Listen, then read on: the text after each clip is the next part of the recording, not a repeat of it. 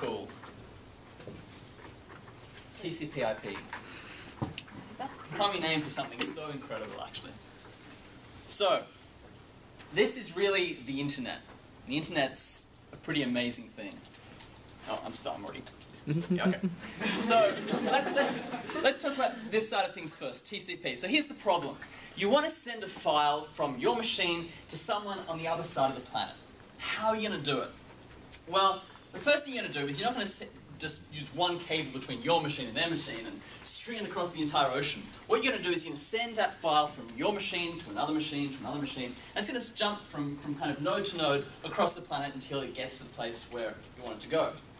And this is not too difficult. You just use a system of IP addresses where you have an address and the person you're sending your file to has an address. And basically, as the file moves from one machine to the other, the machine figures out basically where the file needs to go based on the address and sends it on to the next computer closest to where it needs to go. But here's the problem. Imagine you have a huge file, like, let's say 10 megabytes, which in terms of computers is fairly large. And you want to send that to your friend. Now, if you send that all in one big burst, you send it off to the next computer, what can happen is, along the way, it can actually get lost.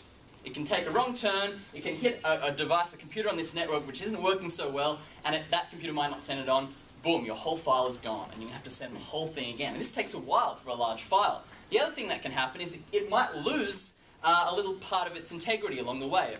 0 might become a 1, you get the idea. And then your file gets to the other end, and it's ruined. So what are we going to do about this? Here's the brilliance behind TCP/IP. What we're going to do is we're going to take this file and chop it into lots of little pieces. Chop, chop, chop, chop, chop. And we're going to give every piece a number. So they're basically all sequenced. And we're going to send each piece individually. And each piece can take its own route across the planet to get to its destination. Pretty cool idea, really. So when all the pieces get to your friend's machine on the other side of the planet, it will just look at them all and put them back into order. Now, if it notices that one of them isn't there, maybe it got lost, maybe one doesn't match its hash, so it's basically corrupted on the way, what it can do is it can just say, hey, I need piece number 240 again. And instead of you having to send the whole file across the planet, you can just send that specific piece. It's called a packet, basically, which is just a tiny little part of the file. So this is much more efficient, and this is basically how the entire internet works. Thank you.